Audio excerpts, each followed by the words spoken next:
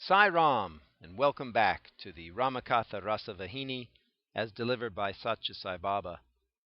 We have now arrived at chapter 17c, The Brothers Meet. Bharata was overcome with grief. He lamented, "On whom else can God heap such unbearable agony than on me, who happens to be the son of a mother who felt that Rama, Sita, and Lakshmana are her enemies? Yes, brother, I heard that you walked into the forest on bare feet with nothing to protect you from thorns and pebbles. The news wounded my mind like sharp spears, but yet I lived on. I am the cause of all this calamity, but as the sinner I am alive. Or else I would have cast off my body long ago. My breath persisted in this body, even when Guha suspected me of treachery against my brother, and got ready to confront me in battle at the head of his forces. Alas, my heart is harder than diamond. That is the reason why it has not broken, in spite of those blows. I am looking on calmly at the very tragedy of which I am the cause. Yet my life is so unfortunate that I am unable to stand the thrust of so much sorrow. My mother has such dreadful poison in her that scorpions and serpents discard their proud possessions in sheer shame. Being the son of such a mother, how can God allow me to escape the consequences of my destiny?" Bharata was indulging in such self-torture that the citizens, the queens, the sages, and others who watched his grief, his penitence, his humility, his reverence, and his fraternal affection were all stricken like lotus blooms fallen on ice. They reminded Bharata of many incidents from the Puranas, so that he might recover from his depression. Then Rama addressed Bharata. He said, "Brother, why do you give yourself up to despair? Your sorrow is in vain. Destiny cannot be countermanded. At all times, everywhere, you will be honored by good and virtuous people. Those who ascribe crookedness to you will be miserable here and hereafter. And condemning one's mother, this crime will be committed only by those unfortunates who have not been trained either in the society of the virtuous or at the feet of preceptors. Bharata, your name will be remembered long, and those who bring it to their memory will be able by its unseen influence to discard their vices. You will be earning renown in this world and bliss in the next. The world will be sustained by your ideals and your rule. Bharata, both hatred and love cannot be suppressed and hidden in the heart. Their needs must find expression despite all attempts to keep them imprisoned in the heart. I know your nature very well. In order to uphold truth, the emperor let me go, and, unable to bear the separation from me whom he loved so much, he lost his very life. It is not right for a son like me or like you to dishonor the word of such a loving father. Therefore, do not hesitate further. Tell me what you have to say. Ask about things that you desire to know, and decide to shoulder the responsibilities imposed on you. That is the best course for you." Rama spoke these words with great emphasis.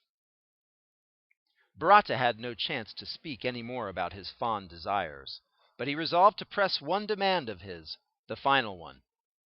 "Rama, the kingdom that you have given up, that has brought on this disgrace of being the cause for your exile, I do not like to rule over. I have no love towards it either. I can never go against your will, your command. I will not do so at any time.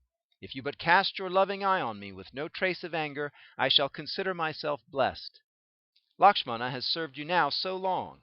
Send him back with Satrughna to Ayodhya, and allow me to take his place at your feet. This will bring both fair renown. Lakshmana is an expert in administration. He can rule over the empire wisely and well in all fields of administration, and bring solace to the soul of the departed father. Grant this prayer of mine. Keep me with you. Do not refuse my request. Do not kick me from the presence." Imploring piteously in this way, Bharata clasped the feet of Rama. "Or else," continued Bharata, "kindly return to Ayodhya with Sita and stay there. We three brothers will stay on in the forest. We shall carry on our lives here in any manner that you prescribe. If, on the other hand, you pile upon me this royal burden, I cannot bear the weight and live. Keep me at your feet, and pile on me a weight 1,000 times heavier than the empire.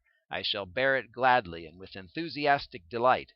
I have no knowledge of the science of government, or the texts on morality. You are aware that one who is sunk in grief can have no wisdom in him. Even shame will be ashamed when one's servant answers back and points to one's want of knowledge. Do not put me in that position. Rama, I'm opening my heart to your gaze and revealing my inmost feelings. I desire only to promote the welfare of the world. Kindly decide on the best cause for each of us. Do not doubt our intentions. Shower your grace on us and confer on us your commands. We shall bow our heads in loyal reverence and carry them out without hesitation. These words of Bharata gave the vast gathering who listened to them great joy. Their hearts melted with compassion and gratitude. They extolled in manifold ways the affection and faith that Bharata had placed in his brother Rama. They were affected by the expression of his deep devotion. All of them with one voice prayed, "Rama, Lord, accept the prayer of Bharata." With the passing away of Emperor Dasaratha, the long-established glory and happiness of the people too have passed away. The world has been pitiably orphaned. Ayodhya is wailing like a despairing waif. Like a chaste woman who has been deserted by her lord, she is lamenting her lot. Meanwhile, Kaikeyi, the forlorn queen, what shall we say about her? She was standing there, her heart gnawed by grief. She was anxious to discover how she could explain her wrongs. She tried her best to seek out Rama while he was alone, so that she could beg his pardon, but could not succeed. She was ashamed even to show her face to Rama. She wondered how she could ever subject Rama, whom she loved so dearly, to all the privations and travails she now witnessed. Rama was her very breath. Therefore she felt sure that by herself she was never capable of inflicting harm on him. She guessed that it must be the influence of some evil power that had possessed her which brought about this sad series of events. But she said to herself that the world would never pardon her, however strongly she asserted that it was none of her doing. Torn by these doubts and misgivings, Kaikeyi was powerless to move forward towards Rama to speak to him. Nor could she walk away from him, for she was anxious to have the burden lifted from her heart. She stood there weak and frail, fearful and faltering. Rama noted her agitation, and using an opportune moment, he moved towards her in order to fall at her feet and pay her his homage. Kaikeyi was waiting for just this chance. She clasped Rama's feet, saying, "Child, you are much younger to me. You are my son. But yet you are the master of the whole world because of your virtue and your wisdom. I do not commit any wrong when I hold your feet in my hands. Come, rule over Ayodhya. Pardon my sin. That alone can redeem me from the disgrace which I have brought on myself. If that cannot be, keep Bharata in thy presence at thy feet. Bestow on me that boon. That will give me peace of mind as long as I live. I have no wish to live after the consummation of this wish of mine. I am myself shocked that I craved for the fulfillment of those two desires, which not even the most vicious ogress would have entertained. Did I ask for them while I was the daughter of the ruler of Kekaya kingdom? Or did I speak those words when I was possessed by some evil genius? Or was I under the poisonous influence of some evil star? I do not know, I cannot tell." She wept aloud, in anguish, holding the hands of Rama fast in her clasp. Rama shed tears at her plight. He assuaged her by his soft and sweet words. He said, "Mother, you have done no wrong, not even the least bit. The human crowd is a pack of crows. They caw loud and hoarse, without any rule or reason. Men do not try to know the truth. In their ignorance they blabber as the whim dictates. Those boons were not asked by you of your own free will, with full knowledge of the implications. All this happened thus, for I willed it to happen so. You have rendered much help for the fulfillment of the purpose for which I have incarnated and the task I have set before myself. You have committed no disservice. Mother, I am repenting very much for having made you plead with me so long, instead of expressing at the very outset my gratitude for the help you have done for my plan of action. Do not grieve over what has happened. If you do so, it will cast a shadow on my task. It will make my days inauspicious. Bless me, Mother. Shower your affection on me. Mother, bless me." Rama prayed and fell at the feet of Kaikeyi. When Rama spoke thus, Kaikeyi recovered her mental peace a little. The other queens, Kausalya and Sumitra, heard the conversation, and when they realized that Kaikeyi was but the innocent instrument of the divine will, they too consoled and comforted their sister Kaikeyi. Nevertheless, Kaikeyi stuck to her wish and held on to her prayer that Rama must accept the throne and be installed as emperor with Sita as the empress of Ayodhya, and that Lakshmana, Bharata, and Satrughna must serve them and be their loyal companions in court. She said that she would spend her life, until death put an end to it, witnessing this glory and sharing in this ecstasy. She repeated these words often and pressed for the grant of her wish. 4 days and nights were thus spent by them in the forest, praying, pleading, consoling, explaining, assuaging, weeping, and imparting solace. They had all only one wish ruling their hearts: to persuade Rama to return to the capital. At last Rama directed Vasishtha, the royal preceptor, and Bharata to return to Ayodhya along with the queens and the citizens. News of this order spread despair among them. They said that the place where Rama was for them as delightful as a million heavens put together, and so they refused to move. They said that only those whom the gods discarded would turn their backs on the forest where Rama was. They said, "Oh, what great fortune is this that awaits us here! A bath in the holy Mandakini river, delicious fruits for appeasing hunger, the darshan of Sita and Rama, so charming to the eye, so exhilarating to the heart. Where else is heaven? What else is happiness?" They talked in this strain among themselves, and resolved that they should persuade Rama by every means to return with them, if they have to go at all. Each one of them expressed his inmost wishes in words soaked in sweet love. Finally, one wise old Brahmin said, "Well, if we possess the good fortune and the merit to deserve the auspicious and happy company of Rama in this forest, he would certainly agree to keep us here. If that is not our destiny, our evil fate itself will harden the heart of Rama, and he would drive us back to Ayodhya. If Rama does not bestow grace, who else can? What does it matter where we spend our days, when we cannot spend them in the presence of Rama? Away from Rama we are but living corpses." When he finished, all of them responded with the exclamation, "True, true! These words are absolutely true!" When Emperor Dasarata passed away, the family preceptor Vasishtha had sent a message to Janaka, and as soon as he received it, he and his queen, Sunayana, had come to Ayodhya for condoling the bereaved. They learnt there about all developments. When Bharata arrived and decided to proceed to Chitrakuta along with the mothers, the royal preceptor, and the leaders of the people, Janaka and his queen also accompanied them. They were waiting long for a favorable chance to meet Sita and Rama. Meanwhile, Sita's mother directed a maid to find out whether Kausalya and other queens were available for audience, and she hurried towards their residences. It was the 11th day of the bright half of Jyeshta month. The queens met that day in the forest, the 4 of them.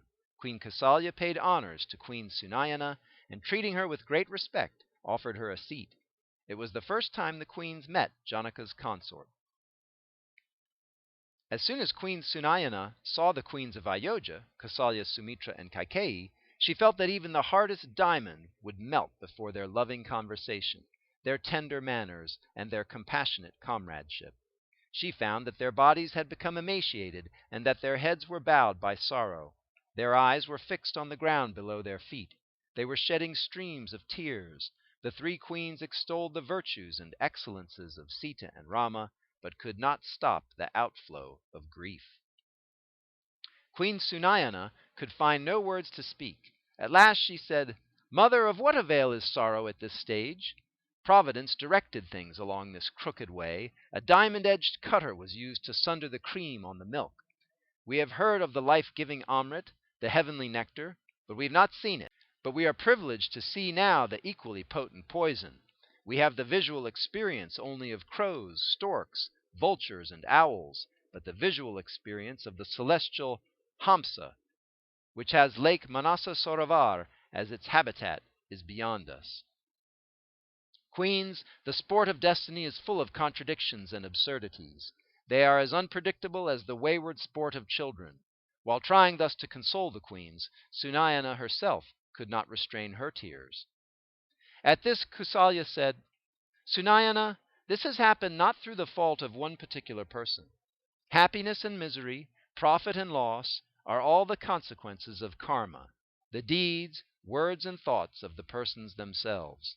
Has it not been declared, avasyam anubhoktavayam, kirtam karma subhasubham? Good or bad, whatever karma has been done, its consequences have to be willy-nilly suffered or enjoyed. God knows the hardship-filled process of karma. He confers the appropriate consequence according to the deed. Each one carries on the head this divine command. O Queen, we are entangled in delusion, and we yield in vain to grief. Why should the merit earned and stored by us in previous lives desert us when we grieve? Can this rule of cause and effect holding sway over the world from before the beginning of the world be set aside for our sake? It is a mad hope. Kausalya ended her attempt at consoling with many a sigh. When she finished, Queen Sunayana spoke thus: Mothers, you are indeed highly fortunate, for Emperor Dasarata has a renown for holy merit that few rulers have.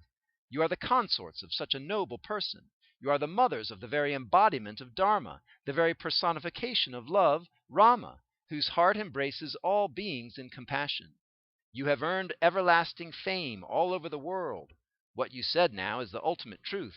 Happiness and misery are the two pots balanced on, back and front, by the rod to which they are tied and placed on the shoulder. Everyone has to carry both in equal measure. In case one has no misery, one cannot identify happiness, can he? Na sukalabhyate sukam. From happiness, no happiness can ensue, isn't it? Kausalya said amidst her sobs, in a grief-stricken voice. If Sita, Rama, and Lakshmana reside in the forest, many calamities will happen. I know that Bharata cannot survive separation from Rama. My agony is heightened when I see Bharata more than when I see Sita, Rama, and Lakshmana. Fear overpowers me when I think of Bharata.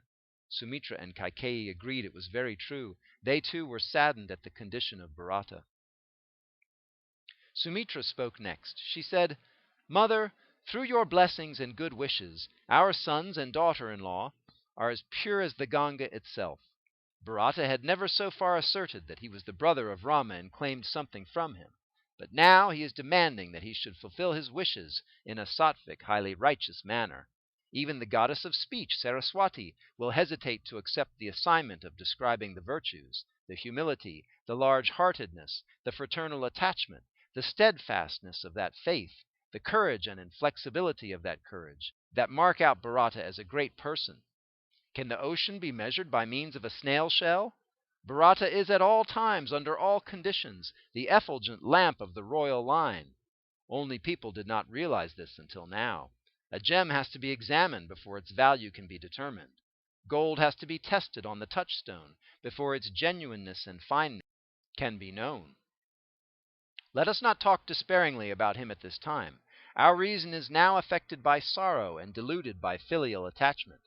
Sumitra wiped her tears as she concluded her wise words of consolation. Hearing her words, the queen of Mithila, Sunayana, thought within herself, The queens of Ayodhya are really very great, one greater than the other in nobility. They do not praise their own children as mothers are prone to do. They extol the virtues of the sons of co-wives. This is quite against the nature of women, as usually found in the world. How they are describing and appreciating sons born to other wives of their husband! These queens, who do not distinguish between their sons and the sons of the other queen, are ideal housewives for the whole world. Ah, what large-heartedness, what purity and perfection in the feeling of love! Kausalya mustered some little courage and addressed Sunayana thus: Queen of Mithila, you are the consort of the ocean of wisdom, Emperor Janaka. Who dare convey counsel to you? We prattle away in our ignorance.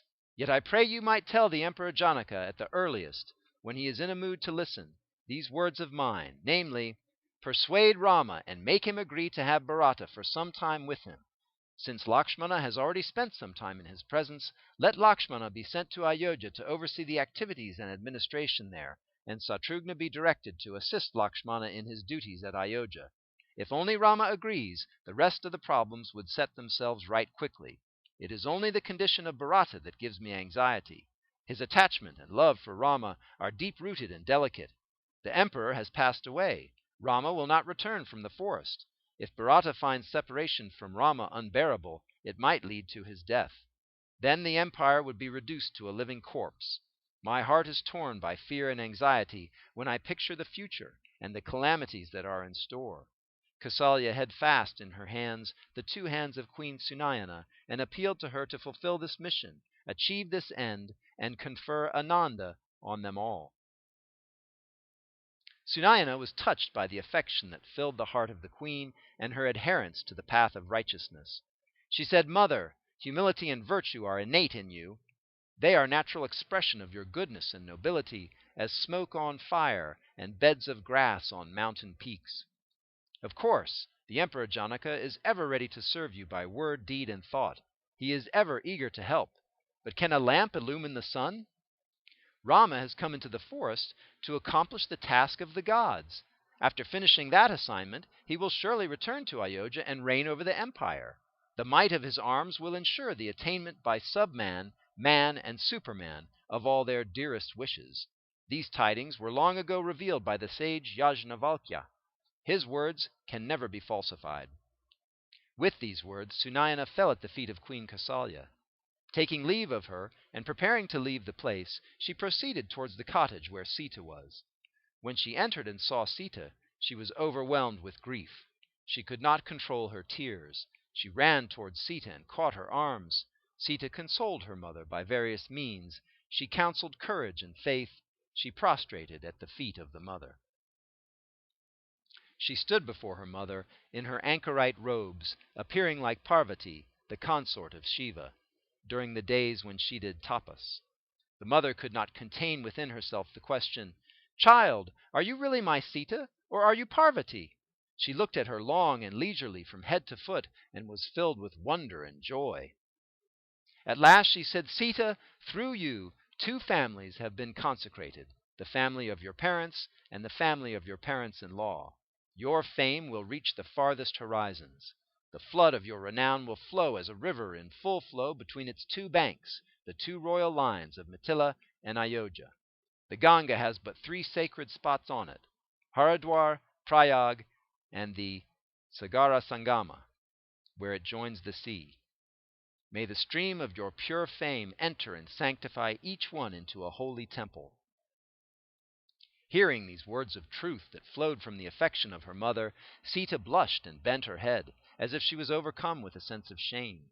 She said, "Mother, what words are these? What is the relevance? What comparison can be found between me and the holy Ganga?" Saying this, she went through the gesture of prostration directed towards the Ganga with a prayer for pardon. Sunayana embraced her daughter and stroked her head in tender affection. "Sita, your virtues are examples for all women who are mistresses of families to follow and emulate." Sita intercepted her and said, "Mother, if I spend much time with you, the service of Rama might be delayed. Therefore, please permit me to go into his presence." The mother too realized that her desire lay in that direction, and so she felt that she could not be an obstacle in her way. She fondled and caressed Sita profusely and said at last, "Child, go and serve Rama as you wish." Sita fell at her feet and left the place for serving Rama. Sunayana pondered long over the reverential devotion that Sita had towards her husband and her other virtues.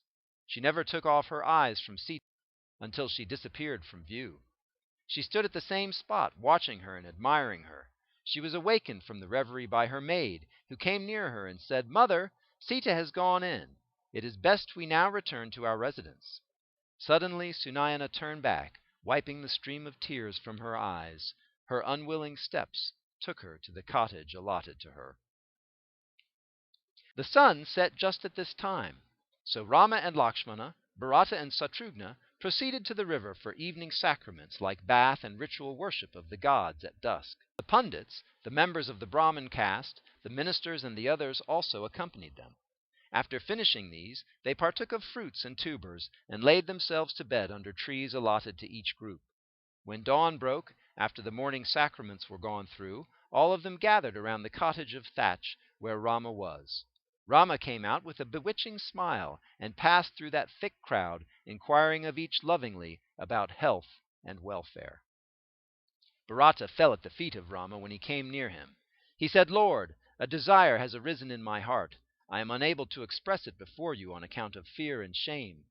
Rama stroked the head of his dear brother, saying as he did so, "Why do you hesitate to tell me? Come, tell me what it is." At this Bharata said, "Brother, I have a great desire to see the hermitages, the sanctifying bathing ghats on the banks of the river, the glens of these thick forests, the wild animals that roam therein. The lakes and streams, the waterfalls around this Chitrakuta peak, they've all been rendered holy by the imprint of your lotus feet. The residents of Ayodhya are overpowered by the urge to see those meritorious spots." Rama replied, "Bharata, your desire is highly commendable. You can gladly explore this region with the permission of the sage Atri." Hearing this, Bharata was very happy. He fell at the feet of the sage as well as of Rama, and then proceeded to the interior of the forest, visiting on the way, with Satrughna and the people from Ayodhya, many hermitages and other holy spots. On the way, he saw a well by the side of the mountain. It had in it holy waters from all the sacred rivers and lakes. Bharata sprinkled its waters reverentially on his head. He prostrated before that seat of sacredness. He cleaned the water by removing with his own hand some dry leaves and dirt that had fallen on the water. It is this well that is honored even today as Bharatakupa, or Bharata's well, all over the world.